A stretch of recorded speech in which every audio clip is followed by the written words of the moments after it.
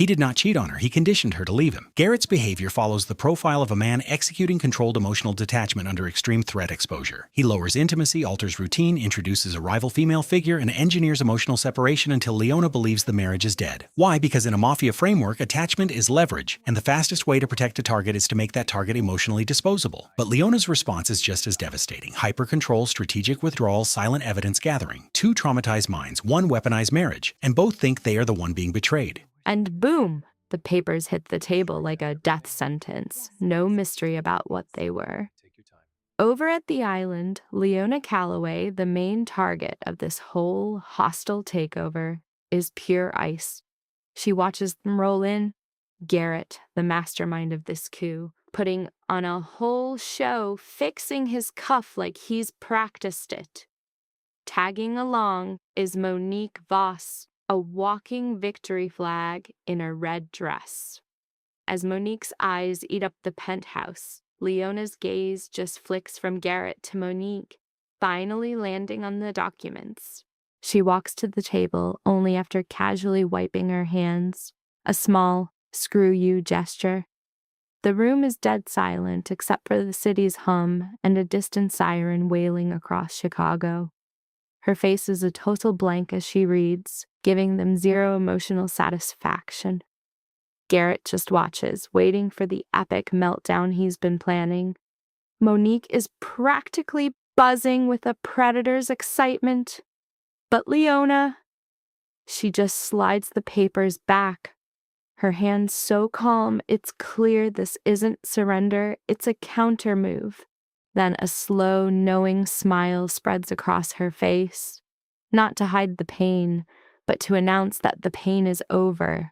This move shatters Garrett and Monique's confidence. You can see their smugness just crumble. And here's where they messed up big time. They totally underestimated the woman she'd become in the last 18 months.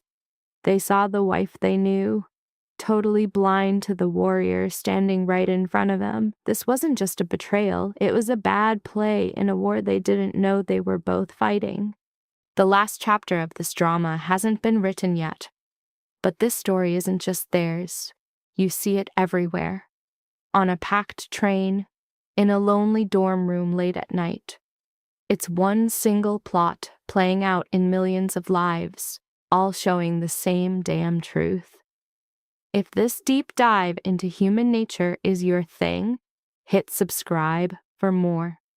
Your support helps us show this to people who might see themselves in this mess and maybe, just maybe, break the cycle.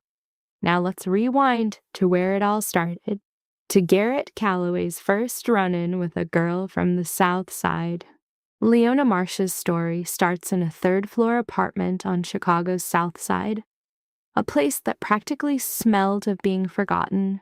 Her dad, a welder named Raymond Marsh, was the source of her first big trauma. His sudden, brutal death when she was 9 years old, a casualty of his job with fire and steel, scarred her for life. She remembered his rough, strong hands and the quiet strength he carried.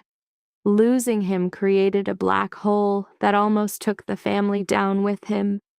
But her mother, Dorothy Marsh, stopped them from falling in.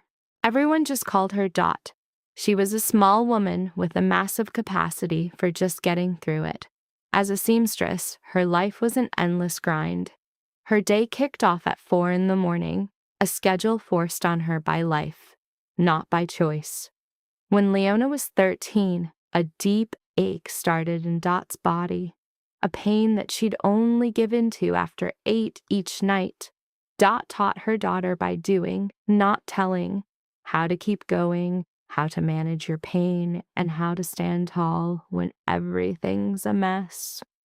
She always hid her own worries, especially when the money got tight. At 14, after a classmate made a crack about her being poor, Leona got the lesson that would define her. Her mom explained with this quiet power that being silent isn't being weak. Sometimes being still is the ultimate power move.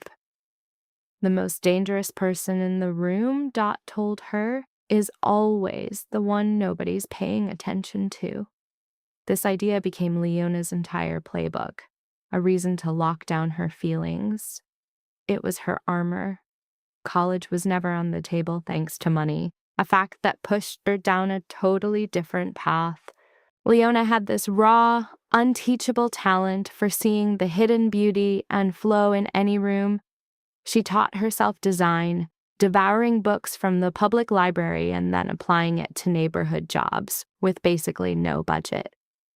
These early projects were proof of her genius. She understood a key rule of style. Real beauty doesn't come from a price tag. It comes from putting in the work and the care. By 23, Leona Marsh had zero cash but was loaded with sheer grit, still living with her mom.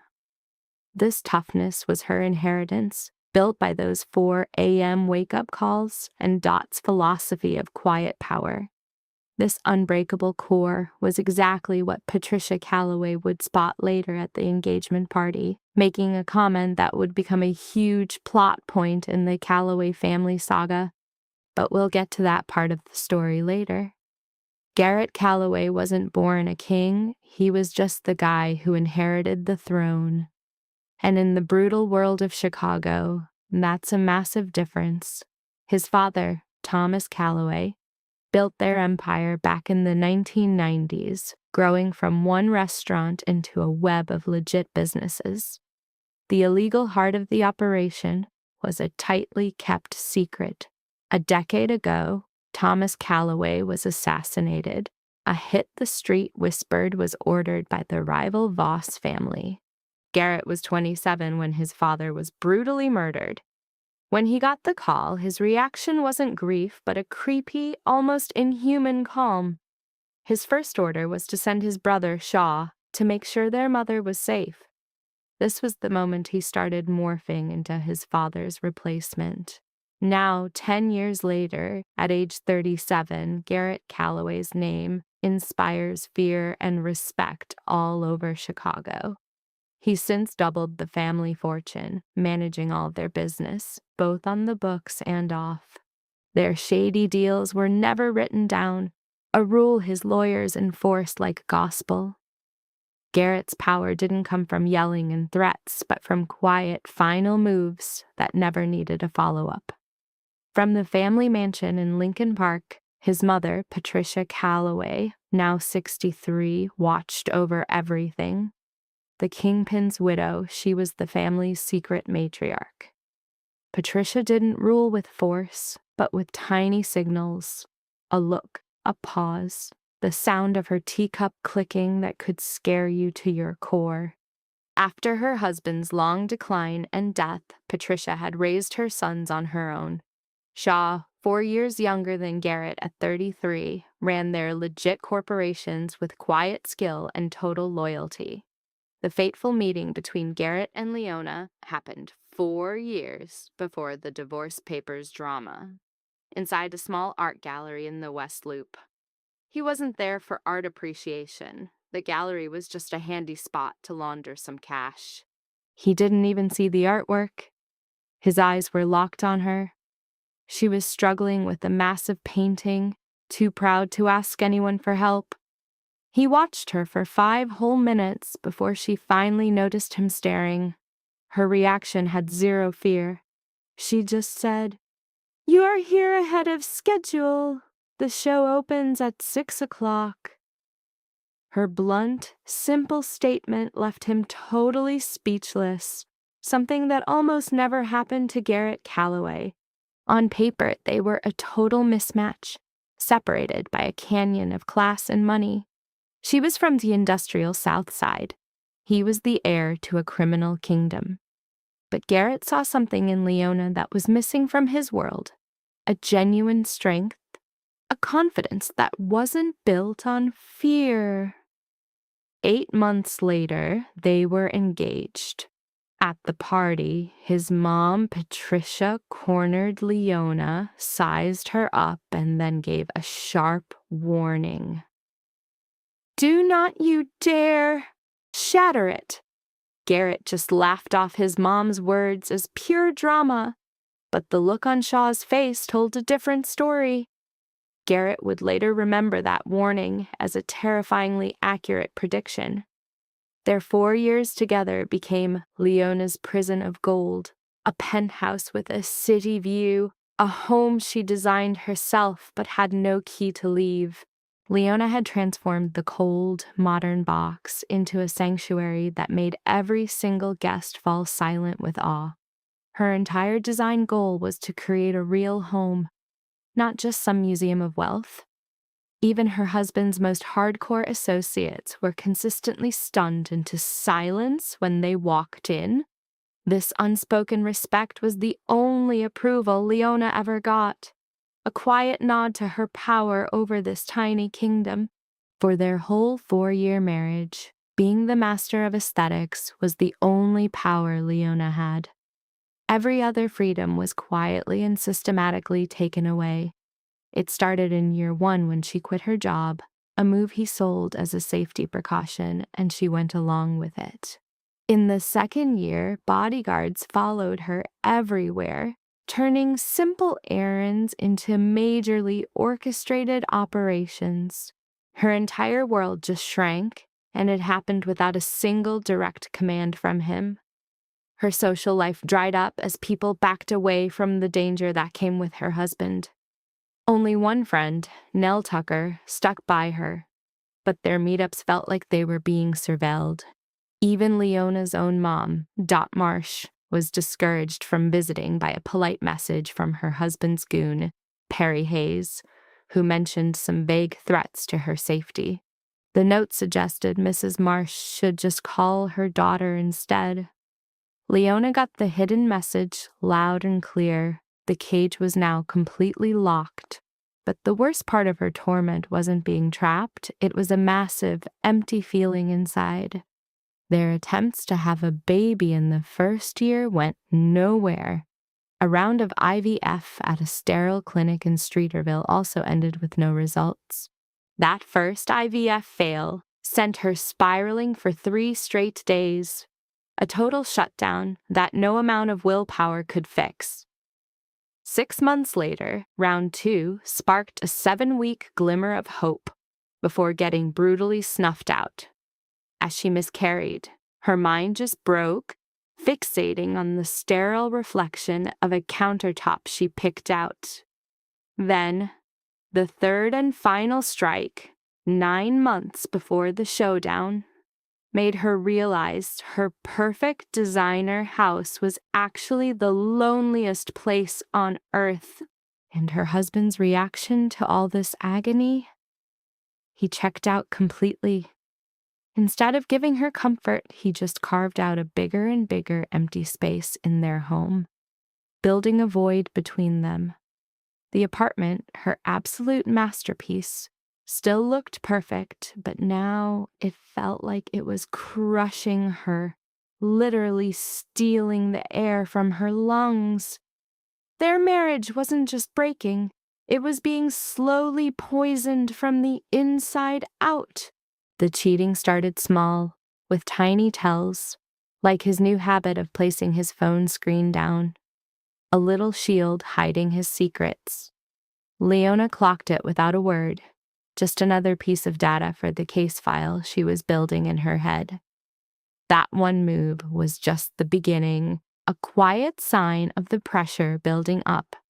Then the time he got home from work started getting pushed later and later into the night.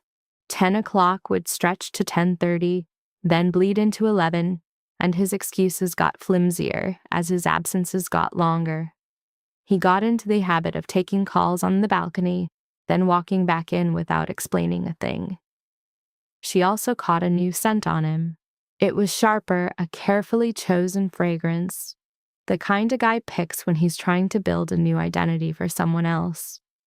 Leona first noticed this foreign smell on a Friday. When she asked about it, it wasn't a question between lovers. It was a forensic inquiry. That scent was a hostile invader in the ecosystem of their marriage. He'd also completely stopped asking about her life, about her work. the death of that simple give and take hurt worse than any straight-up cruelty. That silence was a final, fatal blow. The quiet rhythm of their nights together was gone, replaced by a thick, heavy stillness. All the warmth had been sucked out of their home. After meals, Garrett would either disappear into his study, leave the apartment entirely, or just plant himself on the sofa, wrapped in an emotional distance thicker than a brick wall. His body was there, but he was gone. A hollowness that felt worse than if he were miles away. The first real proof wasn't a confession or a stray text. She found it, folded perfectly inside a charcoal vest she was prepping for cleaners that Monday. It was a receipt from the Peninsula Chicago for a 2-night stay with room service for 2 from the exact weekend Garrett was supposedly in Miami on business. In their dressing room, Leona read the receipt twice over, a cold, systematic check, not because she was in disbelief, but to make sure her own analysis was 100% correct. Then she sat on the edge of the bed, the paper on her lap, and was completely still for 20 minutes. There were no tears, no shaking hands, no need for comfort. She processed the intel like a patient getting a terminal diagnosis. She absorbed the truth, calculated the damage, and sorted what was broken from what had to survive. In that silence, Leona wasn't thinking of Garrett. She was thinking of Dot. She pictured her mother standing tall in the sewing shop at 4 a.m. With swollen ankles and a spine of steel, Dot just worked until the job was done. She imagined what Dot would do, stuck in a closet bigger than their old apartment. Dot would never give an enemy the satisfaction of seeing her bleed. Leona folded the receipt back along its original creases, slid it back into the vest, and returned the whole thing to its hanger, smoothing it out before walking away. In the kitchen, she started cooking dinner. Her hands were steady. Her posture was perfect. Dot Marsh's daughter was not going to be broken by a slip of paper. 3 weeks later, Nell Tucker suggested lunch. Nell, the 29-year-old owner of a Wicker Park flower shop, had her hair in a messy knot, her hands marked by thorns and wire. She was the last living link to Leona's old life, a connection Garrett's security team had totally dismissed, probably figuring a florist was zero threat. They met up at their usual place at a table by the window. This time, though, Nell was on edge. She kept messing with the silverware, arranging it over and over. For the first 10 minutes, she rambled about the weather, a wedding gig, and how much peonies were costing. Leona just listened, knowing this was all just noise before the real news dropped. Leona had sat through enough heavy silences to know when someone was stalling on dropping a bomb.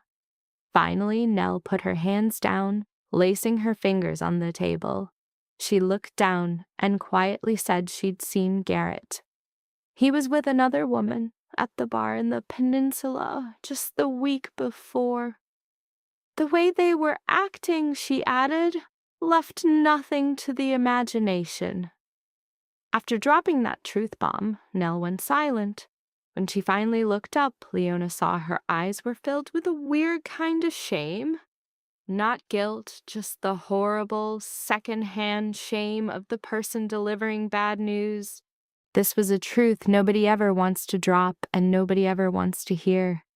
Nell had clearly practiced this moment, but there was no good way to soften the blow. Leona just watched her. She didn't even flinch. She didn't gasp. She just reached across the table and touched Nell's hand. A quick, solid gesture that said everything without any drama. "I appreciate you telling me," Leona said, her voice completely flat. "And if it happens again, I need you to let me know." Nell was speechless for 3 seconds. She had prepared for tears, for a complete meltdown, for the total collapse you'd expect from a woman getting news like that. Instead, she got a cold, clear directive from a woman sitting bolt upright in front of her water, eyes totally clear. Nell's mouth hung open for a second before she shut it and nodded. They ordered lunch and ate, talking about peonies and weddings like two normal friends, and the peninsula was never mentioned again. That evening, with the kitchen spotless and Garrett in the living room, his phone in its usual face-down pose, Leona went into the guest room, closed the door, sat on the bed, and dialed Frederick Harmon. Fritz Harmon, her lawyer for the past 3 years, was a 50-year-old dude whose best quality wasn't his legal genius, but his gut-level understanding that for his clients, privacy wasn't a perk. It was a requirement. Leona's call with Fritz went on for 40 minutes. Her voice never wavered. She fired off precise questions, writing his answers in a little leather notebook from her nightstand, a book Garrett had never bothered to look at, having lost all curiosity about her inner world long ago. After hanging up, Leona sat for another 5 minutes, not to get a grip on her feelings, but to lock down her strategy. Her plan solidified as she stood up, walked through the door, and moved past Garrett's useless body without even a glance. The move was silent, with no dramatic flair. It was just a person getting up to start a war. Fritz Harmon ran his operation from a quiet office on the 6th floor of a LaSalle Street tower. There was no flashy sign, no receptionist, no fancy waiting room, just a dark wood door with his name in small letters. At 50, with sharp silver hair and always in a white shirt, he would let a full 10 seconds of silence pass after a client spoke before he gave his response. This habit wasn't because he was slow. It was because he weighed the necessity of every single word he spoke. In the 3 years he'd managed Leona's design firm, not one document had ever been leaked, not one number was ever off, and not a single message had ever gone missing. Leona had hired him for his absolute discretion, not for his reputation. In the week after her late-night call, Leona went to Fritz's office twice. She scheduled both meetings for the afternoon during Garrett's out-of-town trips, showing up each time in a generic taxi. Each meeting was kept to under an hour. She brought that small leather notebook, which now had a list of questions written in a tight, precise script. Every single question was aimed at a specific weak point in the financial empire she shared with Garrett. Fritz listened, nodded, gave her answers, and at no point did he ask her why she was asking. His years in the game taught him that when a wife shows up with a list about joint assets and her eyes are bone dry, you don't need to ask for the backstory. Leona's plan was straightforward, but was going to require a massive amount of patience. Fritz had already confirmed that her interior design company, which she started before the marriage under her maiden name, Leona Marsh, was legally firewalled from their marital cash. She was leaving it untouched. But get this, the joint accounts, the mixed investment funds, and the 2 properties in both their names, she started taking them apart, piece by piece. The whole operation was slow, legal, and done one transaction at a time, with every transfer just small enough to not trigger any alarms for Garrett or his money guy. Fritz was watching every single move. Every transfer was recorded. Every exchange had a legit-sounding reason written down. Nothing was shady, rushed, or left a digital footprint. Leona was pulling her cash out of Garrett's world like a quiet, unstoppable force, hitting every weak spot with surgical skill. Then she found something Fritz called a major problem, a discovery Leona took so calmly It made Fritz rethink how much danger she was really in. The Lincoln Park property, which Garrett co-owned and sold to her as a long-term plan, was secretly tied to a huge loan he took out behind her back. To make it worse, her signature was on the cosigner papers, even though Leona had never signed, seen, or even heard of them. Her name was faked on loan papers for an asset she knew nothing about. The only guy who could have pulled off that kind of scam was Garrett himself. Fritz dropped the file on the desk right in front of Leona, opened to the signature page without saying a word. For 15 seconds, Leona just looked at the handwriting. The fake was a masterpiece, but the final stroke on her last name was just a little off. This was a gut feeling she had from signing her name thousands of times. She knew how her own hand moved. That wasn't her signature. She took the file home in her purse, and that night, after Garrett was asleep, she sat at the kitchen table with the pages lit up until almost 2 a.m. If she was furious, it was buried miles under a perfectly calm surface. She went over every page, every clause, every single number. Then, walking over to the printer in Garrett's office, she made a complete copy of the document and slipped the copies into a plain envelope. She hid it inside a suitcase in the guest room closet, put the original file back exactly where she found it, and went to sleep. She didn't start a fight with Garrett. She didn't call Fritz in a panic. She just added another piece of intel to the master plan she was building and kept up her watch. At home, their life was a total act. They were both actors, but only one of them knew they were on stage. Leona cooked dinner, set the table, and stood by Garrett's side at parties with Chicago's elite, always in stunning dresses, shaking the right hands, faking the right smiles, and saying all the right things. She was the perfect model of a crime boss's wife, poised, loyal, and staying in her lane. And Garrett saw that calm and thought it was weakness. He assumed her silence meant she was on board. He'd look at the woman across the table and see a partner who was completely in the dark. He'd forgotten where she came from. He never stopped to think about what quiet people do when you give them enough time and a good reason. They get ready. Monique Voss didn't just wander into Garrett Calloway's life. She engineered her arrival with the patience of someone who knows the most valuable targets are never out in the open. They are hunted. At 30, she was the only heir of Conrad Voss, head of the Voss family and a bitter rival to the Calloways ever since Thomas Calloway died in a parking garage a decade ago. Monique was brought up on New York's Upper East Side in a home with a view of Central Park that cost more per month than what most families made in a whole year. When she was 14, she was sent to a fancy boarding school in England. Her father's reason wasn't about getting a better education, but about putting a massive physical distance between his daughter and his dirty money.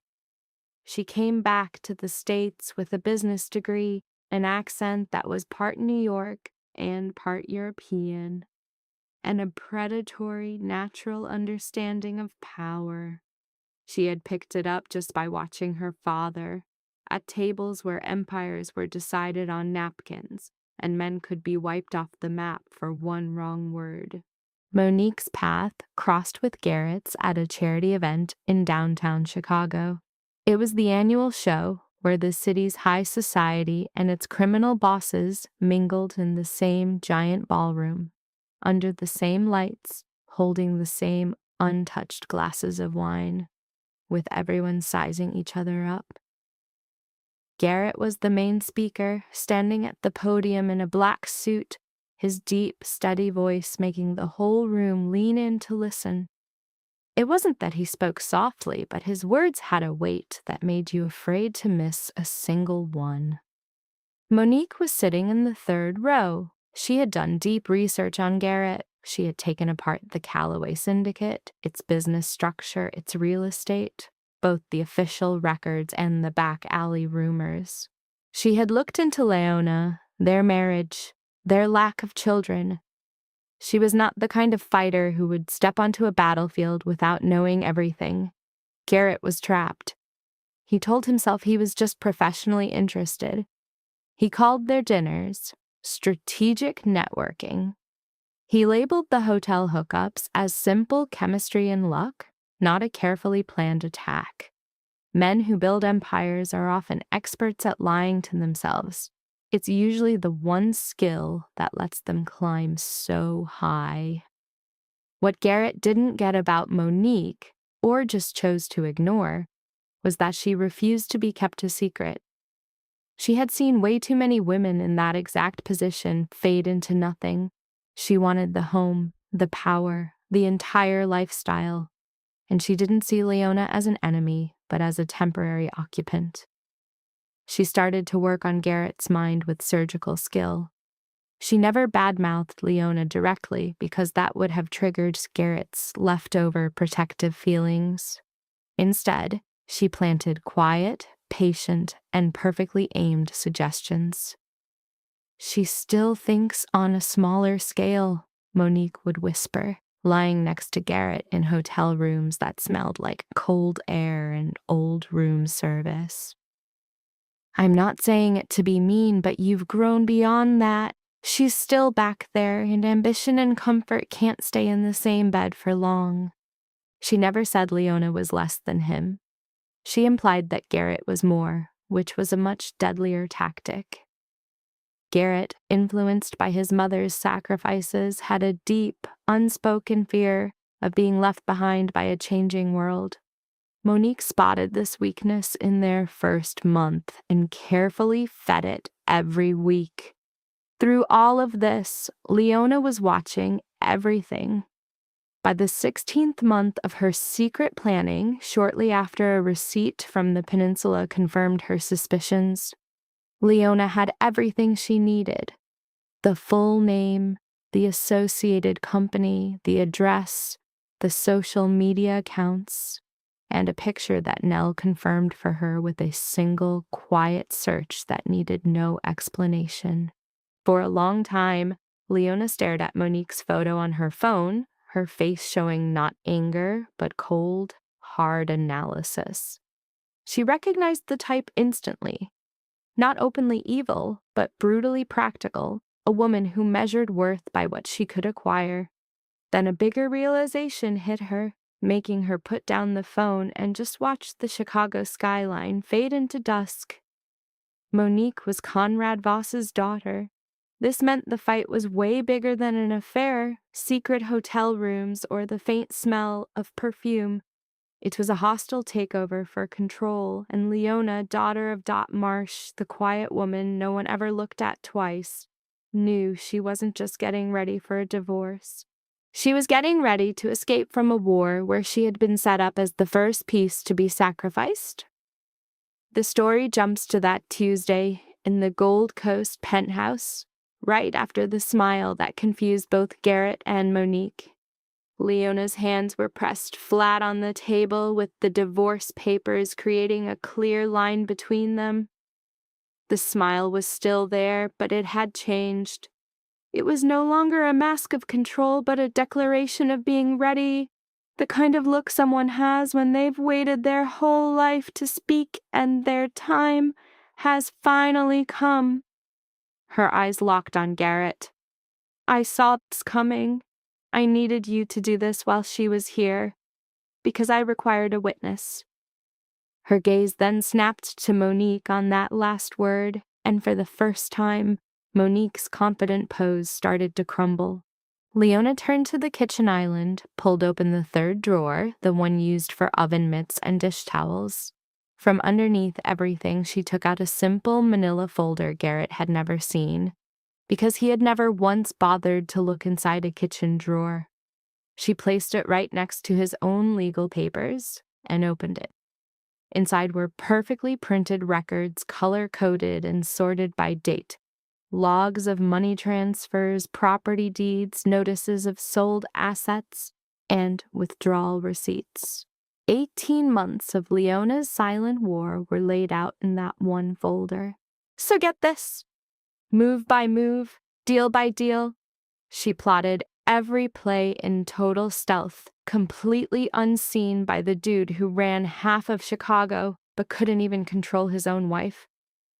I filed for divorce 3 weeks ago, Leona said flatly.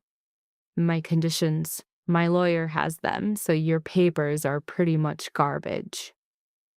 Garrett's jaw went tight, but he stayed quiet. Leona flipped through the pages, her tone as deadpan as if ordering takeout. The Gold Coast house was put in my name alone 14 days ago, all legal and signed off by everybody. Their joint business was dissolved back in January. Her capital, a solid 58% of it, was wired back to her private accounts.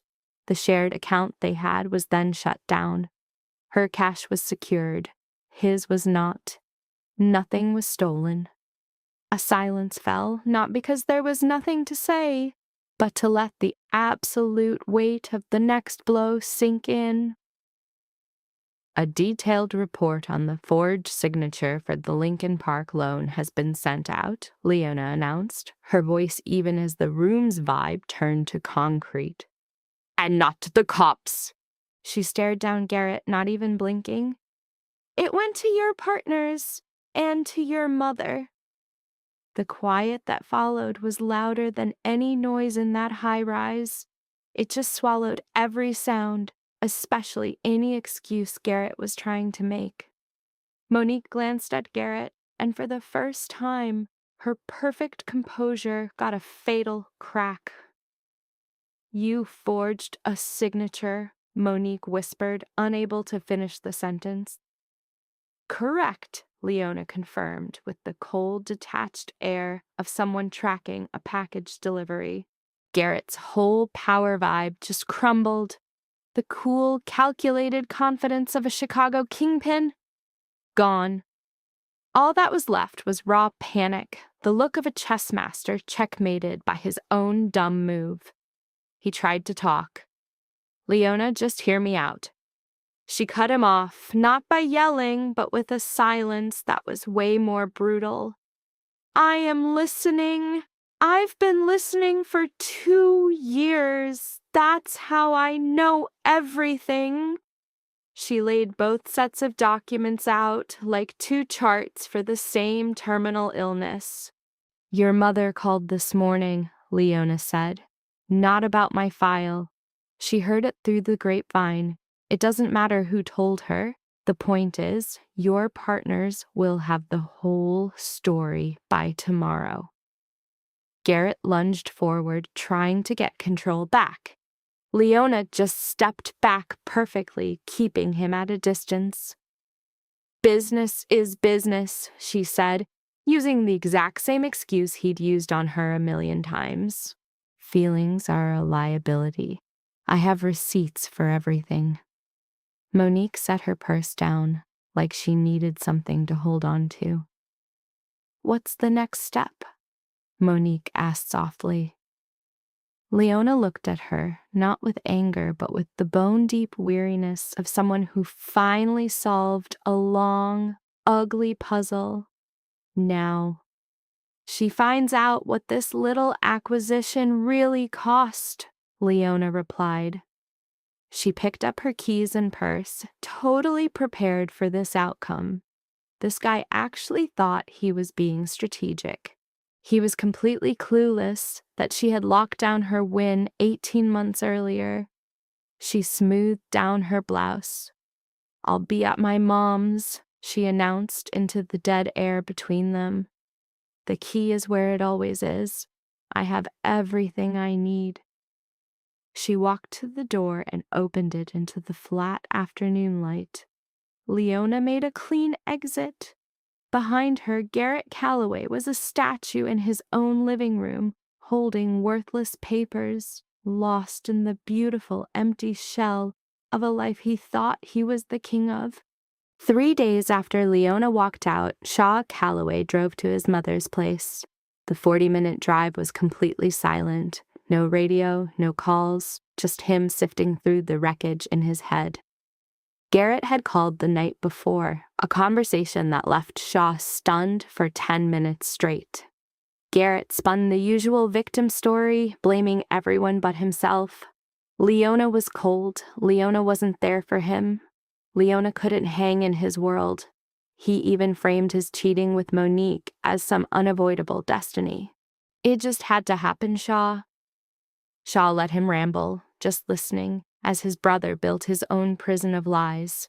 When Garrett was done, Shaw hit him with a single sharp question. Does Mom know about the signature? A beat. She knows part of it, Garrett admitted. I'm seeing her tomorrow, Shaw said, and ended the call.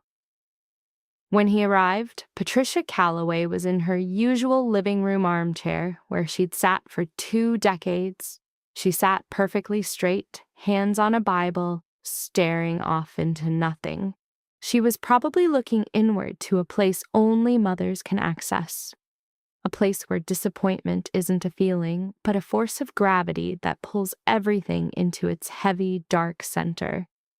Shaw shut the door. Her head whipped around.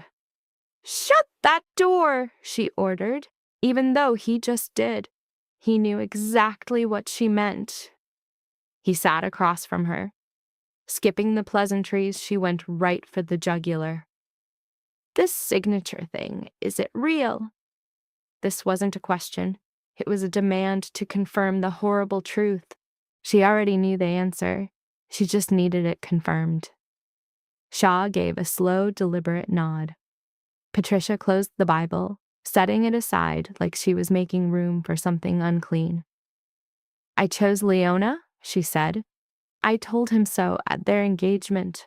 I knew she was strong. He has brought shame on us.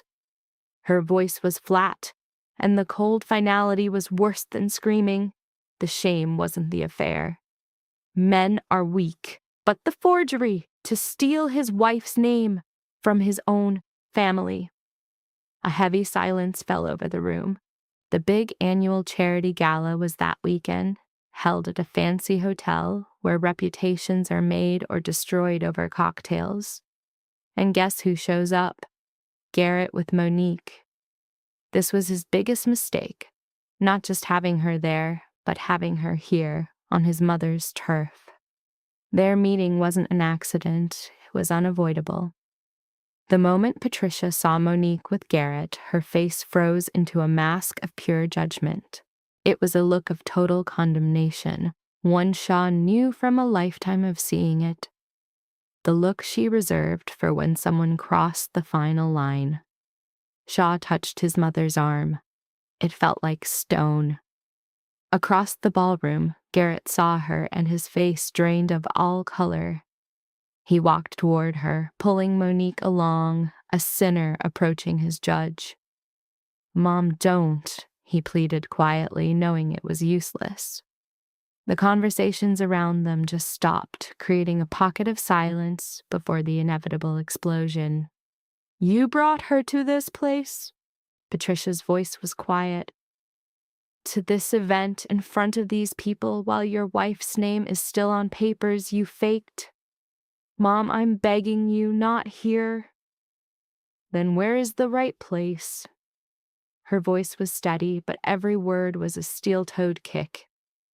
In the house you don't own anymore, with the money you no longer control. Monique stood like a statue. Patricia's eyes glanced over her, not with anger, but with the sad pity of a mother watching her son's ruin in the flesh. She grabbed her purse. I'm leaving. You will not bring her to my home. And don't call me to fix things with your partners. This is your mess alone. She turned and left. The noise in the ballroom didn't start up again for a while. Shaw stayed. He looked at his brother, not with anger, but with a shared, hopeless feeling. She hasn't started crying yet, Shaw said softly. When she cries, it is 100% over. Then he was gone too. Garrett stood alone in the middle of the Yala. Monique was right there, but in 5 minutes a massive gulf had opened between them, a wine glass forgotten in his hand, and he started to understand, really understand, the meaning of the word forever. The partners moved with a speed Garrett totally underestimated. Within 1 week of getting Leona's file, 3 allied families jacked the Lincoln Park project. These guys played the odds, not with their feelings. A forged signature wasn't a slip-up. It was a felony that could tank their whole operation. Getting exposed was a risk their world would never tolerate. Their lawyers began a massive audit of every deal Garrett had approved in the last 3 years. Garrett got a lawyer, then a second one after the first guy looked at the file and gently said he was royally screwed. Garrett got the message. In lawyer talk, exceptionally grim means it's over. As the Callaway kingdom crumbled, Monique Voss moved right into the Gold Coast penthouse. She showed up 3 days after Leona dipped, rocking 2 suitcases and the vibe of a total conqueror. She dumped her stuff in Leona's empty closet, used the vanity Leona designed, and parked herself on the sofa Leona picked out.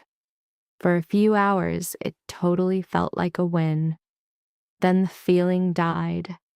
The Garrett she knew, the slick operator, the ambitious player, was nowhere to be found.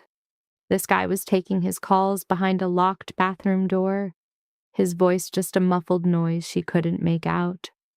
This guy ate his food in dead silence, with only the clinking of his silverware for a soundtrack.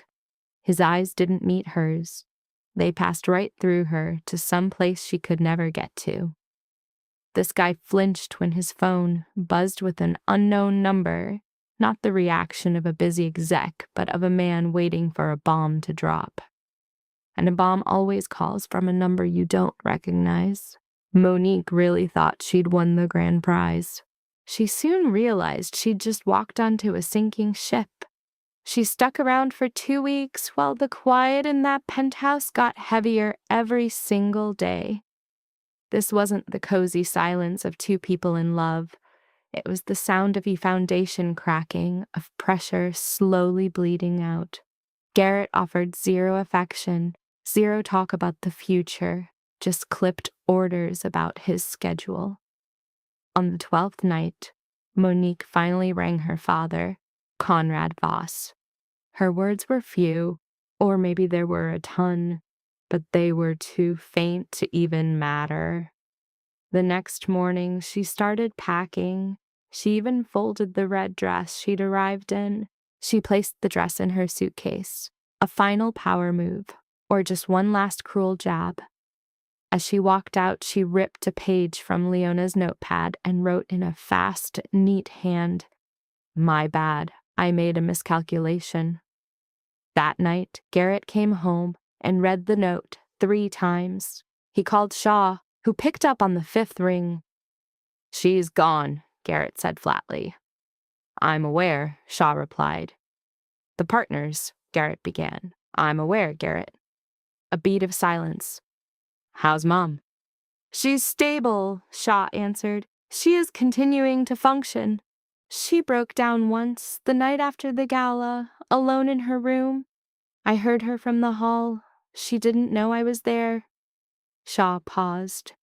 The silence that followed was heavier than anything he had said or could ever say. "I have never heard a sound like that come from her. Not even when Dad passed away did she grieve with that kind of force." The quiet after that was the longest of the call. When Garrett finally spoke, his voice was shattered. The confident, in-charge alpha was gone.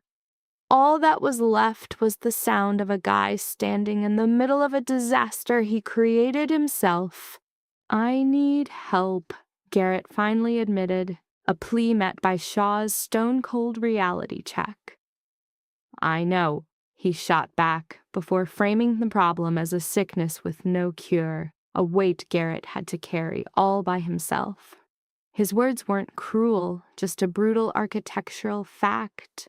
The last kind of harsh kindness a younger brother gives an older one when comfort is pointless.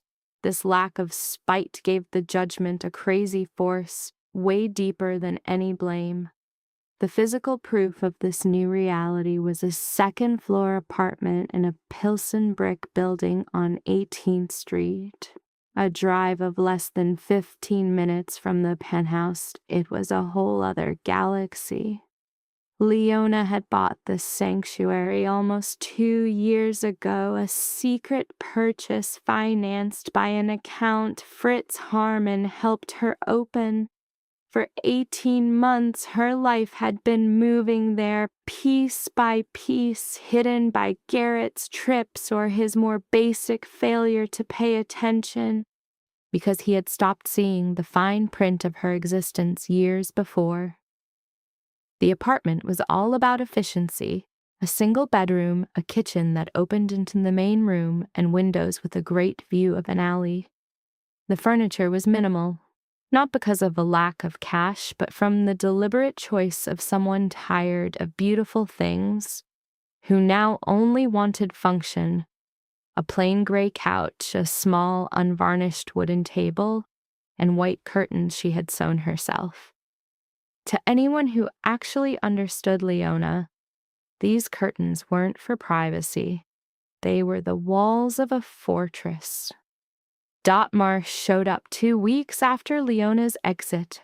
She cabbed in from the suburbs and climbed the stairs, not saying a word about her knees, which were complaining more this year than last. When the door opened, Dot didn't give Leona a hug.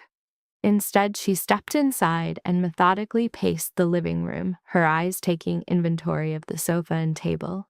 Her fingers, which had the built-in radar of a lifelong seamstress, grazed the curtains in a move that was both an inspection and a nod of professional respect. She took in the apartment's calculated order, its quiet state of battle readiness. At last she gave her verdict. This level of ready happens long before the war starts. You were the one who taught me to be prepared, Leona shot back. Dot claimed the only armchair, her eyes fixed on her daughter for a long moment, her face showing no hint of celebration, no motherly relief that her kid had escaped the line of fire. What showed on her face was a way more complex feeling, a mashup of bitterness and hardcore affection. It was the look of a creator who had built her daughter into a weapon and was only just now seeing the true cost of that strength. The necessary years of quiet moves, the isolation of a long-term operation, and the unique heartbreak of a victory that requires you to burn down a world you once believed was real. "Are you in mourning?" Dot asked.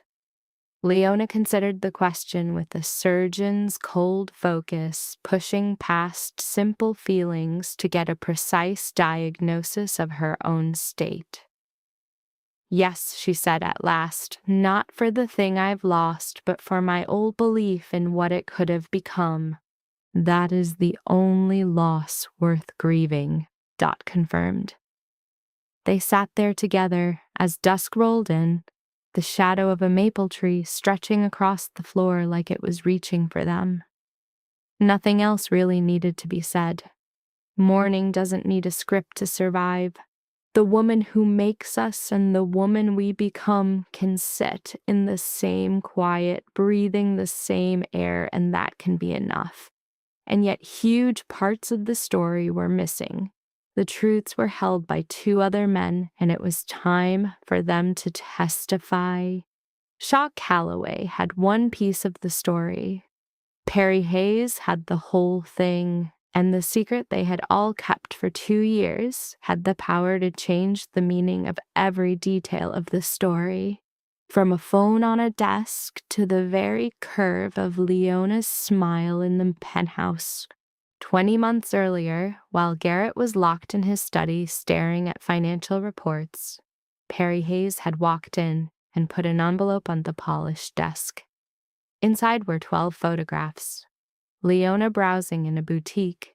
Leona at her favorite cafe, holding a coffee cup. Leona walking out of a flower shop. Leona driving on Lakeshore Drive. Every single picture was taken from a different distance with a different camera lens on a different day. Each was marked with the time and place in the corner with the cold precision of a spy's file. The final photo wasn't of Leona. The last shot showed Dot Marsh outside her textile studio, standing straight, holding a bolt of fabric, completely unaware of the hidden camera watching her. With the photos was a memo, its perfect handwriting laying out a single demand that sent Garrett into a frozen state of shock for 5 solid minutes. The message came from Conrad Voss. It wasn't some dramatic threat. It was cold, businesslike declaration of war. The offer was a merger, a polite word for the complete hostile takeover and deletion of the Callaway organization, its power and its name. The alternative was a promise that Conrad would repeat what happened to Thomas Callaway, but this time he would do it, the one person Garrett cared about more than anything. Garrett knew this wasn't an empty threat. Voss had engineered his own father's ruin. The surveillance pictures were hard proof that Voss had been tailing Leona for weeks, mapping her routines, her movements, and the location of her mother. Garrett didn't leave his office until 3 o'clock in the morning, and by then he had come up with a counter move. The plan demanded that he systematically destroy his deepest emotional bond as the only way to save it. Garrett would play the role of the villain. The logic was savage but smart. Leona's closeness made her a weak spot. Her manufactured hatred would make her worthless as leverage, and this worthlessness would be her shield against Conrad Voss. Each late night at the office was a staged performance in a bigger show. Every time his phone was placed face down, it was hiding strategy calls with Perry, not a cheating heart.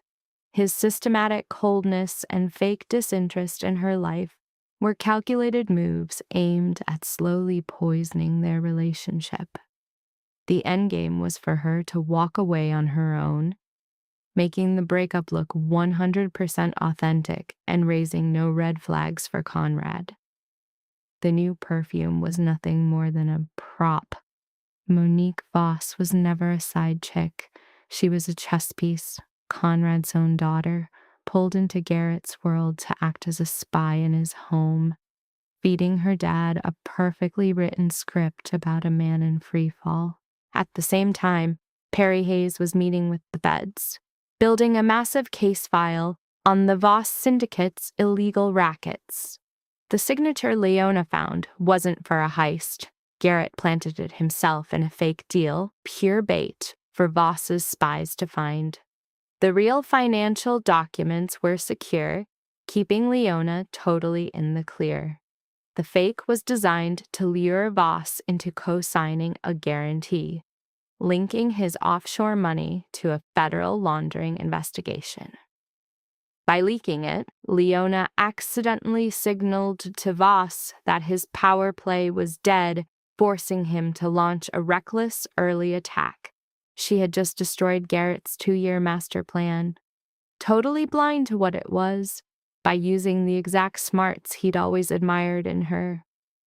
The real tragedy wasn't the plan blowing up, but the hell he went through during those nights. Shaw knew because Perry couldn't carry the secret alone and told him everything. On countless nights after the secret calls ended, Garrett would stay in his office at 3 in the morning, pull up his wedding album on his phone and just stare at one photo of Leona smiling. He'd just look at her face, lit by the sun, a smile built on a trust he was now systematically engineered to obliterate. Then he'd shut off the screen, flip the phone face down, and get back to work. Perry saw him do this over and over. One night, sitting with Shaw in the brutal Chicago wind, Perry laid it out. "For 2 years, your brother has been rotting from the inside, not from the enemy, but from the agony of watching her. Believe he fell out of love with her. He's been locked in a prison of silence.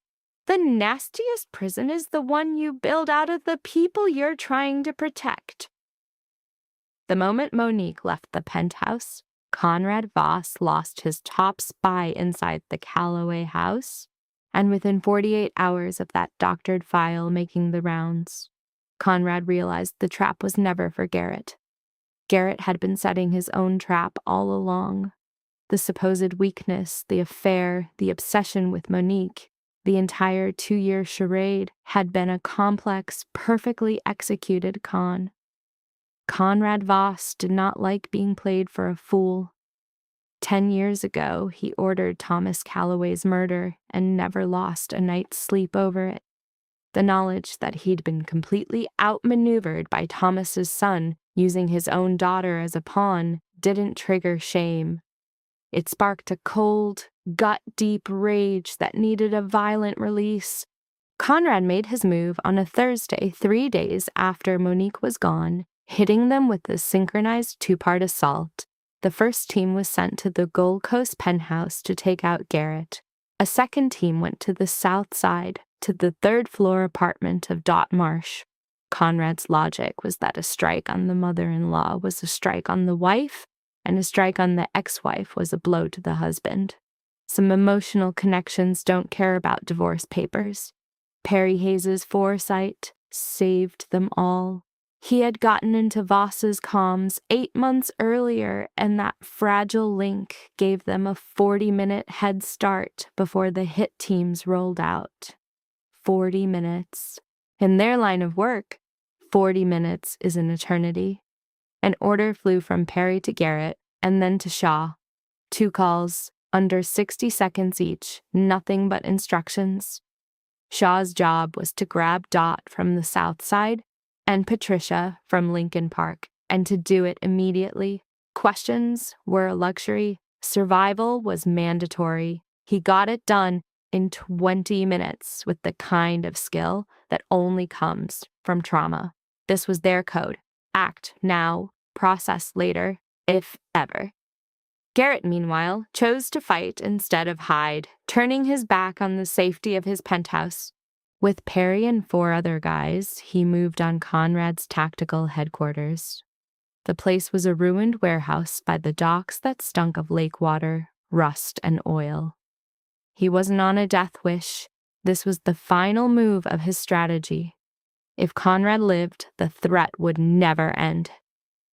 But if Garrett died, Leona would be safe. Her legal separation from the Calloway name made her a useless target for Conrad, who never wasted resources on someone with no strategic importance. The warehouse battle was over in just 11 minutes. A brutal storm of violence that no one could ever clearly recall. 3 minutes in, a round hit Perry's left shoulder, but he kept shooting from his knees with his right hand. At the 7-minute mark, a bullet tore into Garrett's left side. As he went down on the concrete floor, his sense of reality warped, hitting that strange time dilation of trauma where everything suddenly shifts into a slow-motion nightmare. In the fog of his fading consciousness, Garrett's entire existence, his company, his fortune, and Conrad Voss all became nothing. His 2-year strategy was now just wreckage. Only Leona was left, not the ghost of her wedding day smile from another lifetime. He saw the cool, deliberate curve of her lips as she took the divorce papers. It was the smile of a winner who was sure the war was finally over. And in her win, he felt the crushing force of his own loss. Not the fight against Voss, but the psychological war he started to save her by carefully building her hatred for him. That smile was the deepest cut Garrett Calloway ever inflicted on himself. He'd spent 18 months crafting it with calculated cruelty, cold distance, and one long, toxic lie. As he bled out on the warehouse floor, he knew his death would seal that expression as her final memory of him She would be forever convinced of her judgment, never guessing that her own safety was the reason he was dying. Conrad Voss went down at the 9-minute mark, not by Garrett, but by Perry, who fired his last bullet from his knees. 2 minutes later, the warehouse was filled with the silent, flashing lights of federal cars. Their arrival was the deviation from the plan, a backup that Leona's intel leak had already made pointless. The night's bloodshed had triggered an unexpected sequence of events. Gunshots reported by civilians brought the local police, who, seeing the scale of the fight, called in the feds. Inside, agents found all the proof needed to tear down the Voss organization completely. The empire fell that night, not from Garrett's careful 2-year plan, but in a messy blast of gunfire and bad choices. The usual way these stories end. Garrett lay perfectly still on the cold dock floor. The bleeding from his wound started to slow as his body desperately tried to hold on. As medics got closer, he stared up at the warehouse ceiling, seeing only a black emptiness. His last clear thought wasn't about his own death, but about whether she would ever learn the truth. At 2:17 in the morning, the call was made. Leona was awake in her Pilsen apartment in her nightly ritual of staring at the ceiling. This wasn't from stress, but from the darkness slowly chipping away at her daytime armor. Her phone buzzed, Shaw's name lighting up the screen. Leona answered because Shaw had never called her, not once in 4 years. Garrett was always the go-between. A direct call from him at 2 in the morning was a siren, screaming that a crisis had hit that couldn't wait. The tremble in Shaw's voice made her sit bolt upright. It wasn't his words, but the unsteadiness in his voice. Shaw Calloway was a man made of pure calm. For that calm to break, their entire world must have been torn apart. "Northwestern Memorial," he said. "Now." The 12-minute drive to the hospital is a complete blank in her mind. She didn't remember any lights. She didn't remember making any turns. Her world shrank to her hands gripping the steering wheel and the wild pulse beating in her throat. Shaw was waiting for her in the emergency room, his face a bloodless, haunted-looking mask. What she thought was a dark smudge on his sleeve sharpened into blood as she got closer. His update was fast. He just said that Garrett was in surgery and that Perry had to see her. He led her to Perry Hayes's room. A thick dressing was on Perry's left shoulder and he was pale from blood loss, but his eyes were sharp. It was the look of a man about to confess a secret he had carried for way too long. Perry saw Leona at the door and skipped the pleasantries. He didn't ask how she was. He just started talking. He began with the root cause, the 12 photographs, the plain envelope on Garrett's desk 2 years ago, the threat delivered by Conrad Voss. He laid out every fact with cold accuracy, in order, with no added emotion or drama. Perry knew that a truth this big didn't need any dressing up. Each word he spoke opened a new crack in the foundation of Leona's reality. Garrett's affair was fake, a meticulously staged act. That was the first crack. So get this. He ducked her questions and zoned out every single night, all to build a wall to protect her. Twist number 2. Monique wasn't his side piece. She was an informant. Garrett used Conrad's own daughter to get intel and become the screw-up Conrad expected, walking right into a setup. The third bombshell? That forged signature Leona found was the final piece of the trap for Voss. By exposing it, she nuked Garrett's entire 2-year plan, the one he sacrificed his marriage, his wife's trust, and himself for. Total self-destruction. "And every night he was a ghost to you," Perry said, his voice shot with more than just exhaustion. He was dying all over again, not by Voss's hand, but from the hell of watching you believe he'd stopped loving you, and he couldn't say a word.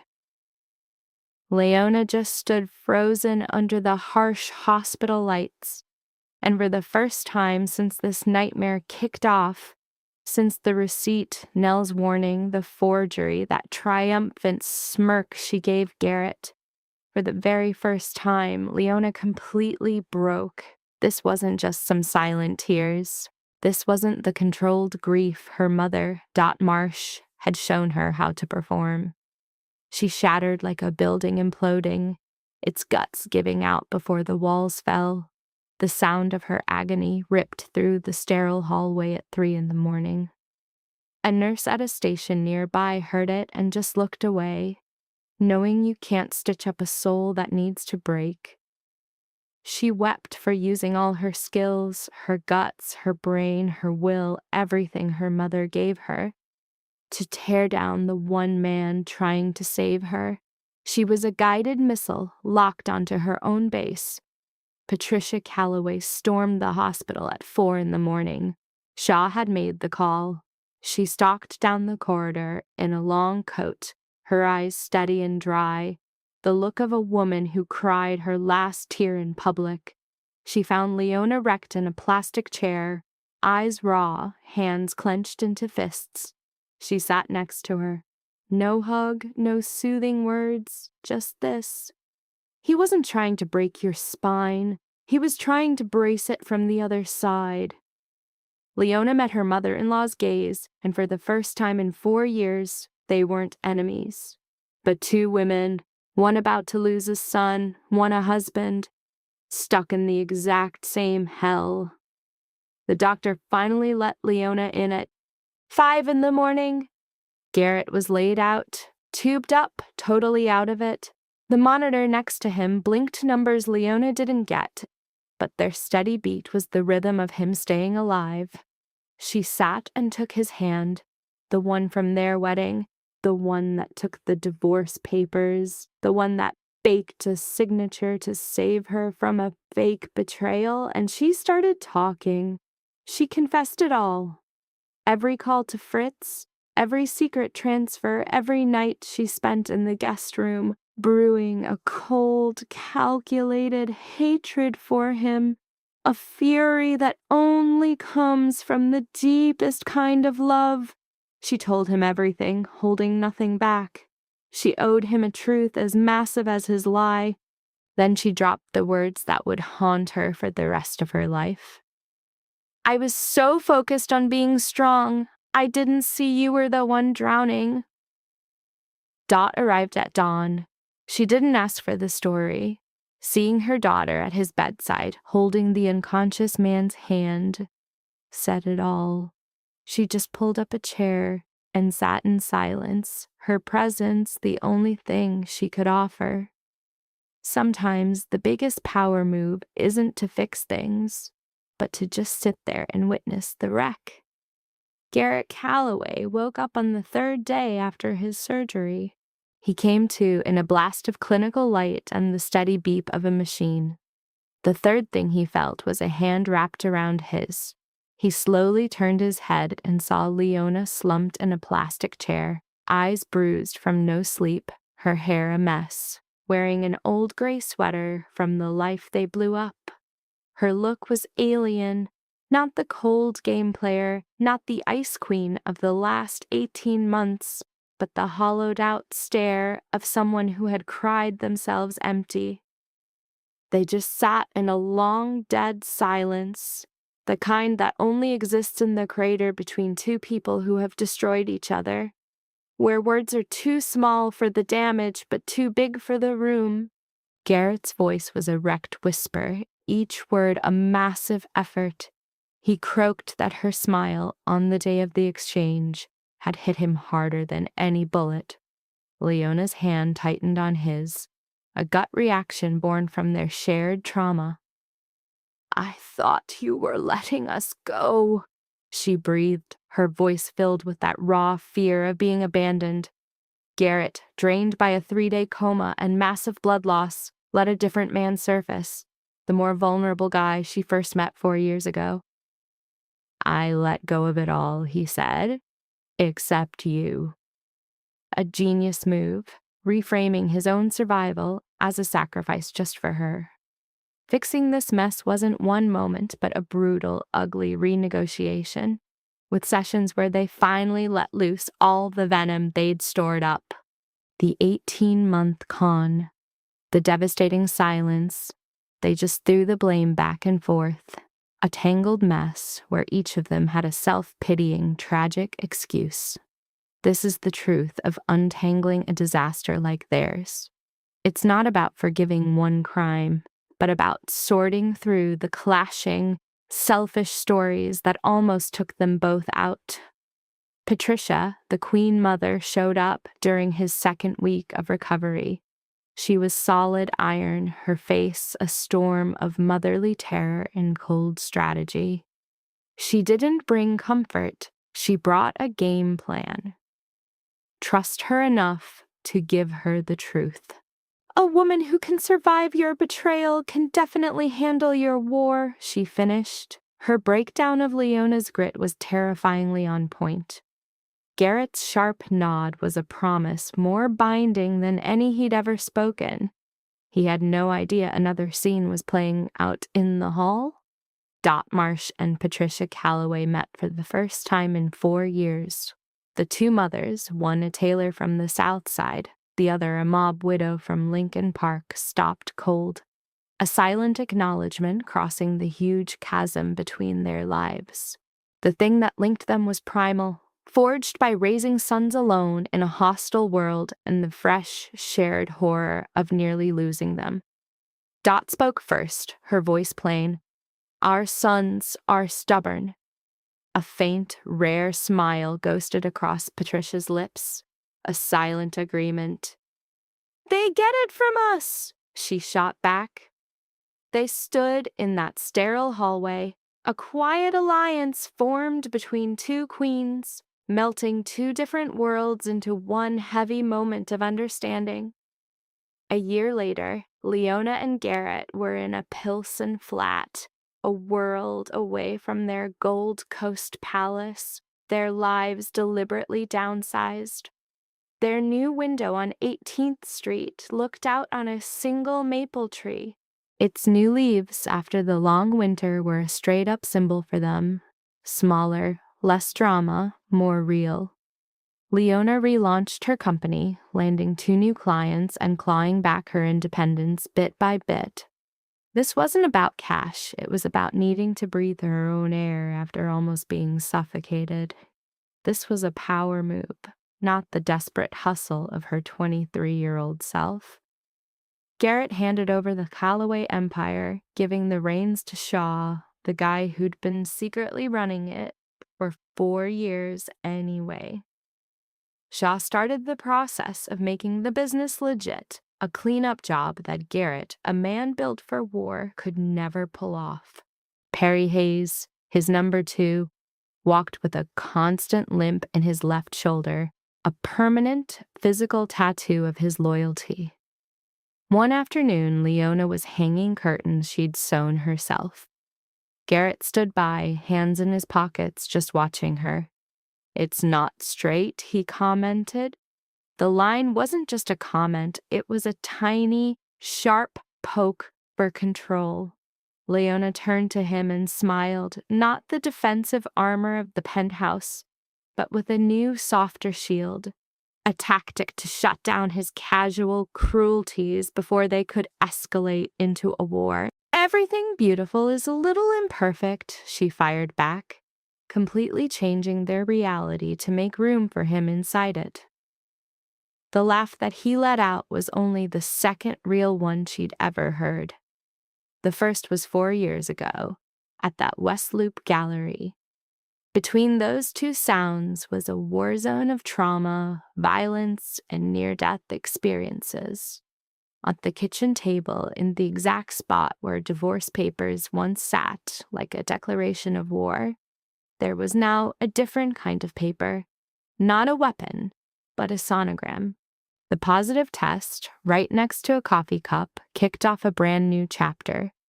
Garrett made that coffee for her every day, a tiny, quiet ritual of caring, a language he was slowly learning instead of big empty promises. And every morning, her drinking, it was a conscious decision to forgive him again, not just once, but over and over. This was probably the only way two people this messed up could ever work. A final warning, though: never mistake a broken person's silence for surrender. She is always watching. And never confuse a possessive man's calm for peace. He has never stopped hunting. And that wraps up this whole insane story. But real talk, what's your take on Leona and Garrett's toxic train wreck? You ever seen the silent treatment cause way more damage than a huge blow-up? Or someone pull a fast one to hide the truth? The real smoking gun isn't what they did, but that they couldn't even talk to each other. Drop your hot takes below. I want to see 'em all. If you liked this breakdown, smash that like button, share this with your crew, and subscribe for your daily dose of drama. All right, team, stay sharp and keep your own life a drama-free zone. We're officially done with this recap. I'll catch you on the next one with another absolute banger. A case study in attachment control, trauma logic, and the psychology of silent devotion. From a criminal psychological standpoint, the Leona-Garrett dynamic is notable because it illustrates how two highly functional adults can produce catastrophic relational damage without either of them being emotionally indifferent. This is not a simple case of betrayal. It is a case of trauma-adapted decision-making operating inside intimacy until love itself becomes unrecognizable. Let us begin with Leona. Leona's developmental background strongly suggests the formation of a highly controlled internal structure. She is raised in economic hardship by a mother whose coping strategy is endurance without spectacle. Dot models a style of resilience based on discipline, emotional containment, and functional persistence. A child shaped in that atmosphere often becomes unusually observant. Such a child learns that the environment may not reliably comfort distress, so distress must be processed internally, often converted into competence. Leona therefore enters adulthood with an impressive adaptive profile. She is self-regulated, meticulous, perceptive, and difficult to destabilize outwardly. In social language, this is called strength. In psychological language, it can also indicate chronic hypervigilance paired with defensive self-sufficiency. This matters because such individuals are often excellent at surviving betrayal, but poor at tolerating the vulnerability required to clarify ambiguity. When Garrett starts exhibiting suspicious behavior, Leona's nervous system does not collapse into chaos. It transitions into assessment. She notices patterns. She collects evidence. She verifies through third-party confirmation. She consults counsel. She moves assets strategically. In this sense, she is operating in a highly executive mode under threat. This is common in individuals who have learned to convert emotional injury into procedural control. Importantly, her response is not coldness. It is contained alarm. Now, Garrett's behavior suggests a man structured around a protector identity forged by inherited violence and paternal loss. He is not merely powerful in a practical sense. Psychologically, he appears committed to the belief that he exists to absorb risk on behalf of others. This belief becomes especially rigid when a rival criminal network targets Leona and her mother. He then makes a deeply consequential decision. He will protect Leona not by informing her, but by manipulating her emotional reality. From a clinical standpoint, this is the point at which adaptive secrecy becomes relational pathology. Garrett's logic is not irrational. He fears that if Leona remains visibly attached to him, she remains valuable as leverage. Therefore, he stages withdrawal, coldness, and apparent infidelity. He recruits symbolic evidence, lateness, secrecy, another woman, emotional distance to produce a believable narrative of marital decay. The strategy is sophisticated. The psychology beneath it is more troubling. He assumes unilateral authority over what Leona is permitted to know. He chooses for her. He experiences concealment as protection. This is a common distortion in individuals with highly internalized control obligations. He is, in effect, saying, "The truth is too dangerous for her. My manipulation is safer." That statement is the emotional fault line of the entire case. Leona, observing the evidence, constructs a meaning system that is almost impossible not to construct. Her husband is disengaging. He is likely involved with another woman. He has potentially misused her legal identity. She experiences not only attachment injury, but agency injury. The forged signature is psychologically crucial because it elevates the matter from heartbreak to existential threat. Being cheated on says, "I am no longer valued." Having one's name forged says, "My personhood can be operationalized without my consent." At that moment, Leona's exit strategy becomes psychologically inevitable. This is why simplistic moral readings fail. She is not impulsive, she is not paranoid, she is not vindictive in the theatrical sense. She is making a highly reasoned decision based on consistent evidence. Her subsequent actions, financial disentanglement, legal consultation, administrative control, are coherent responses to perceived coercion. Where the case becomes clinically tragic is in the hidden overlap between her survival response and Garrett's survival response. Both are operating under threat. Both believe they are managing danger correctly. Both interpret openness as risky, therefore both default to control. Garrett controls information. Leona controls outcomes. Neither controls trust.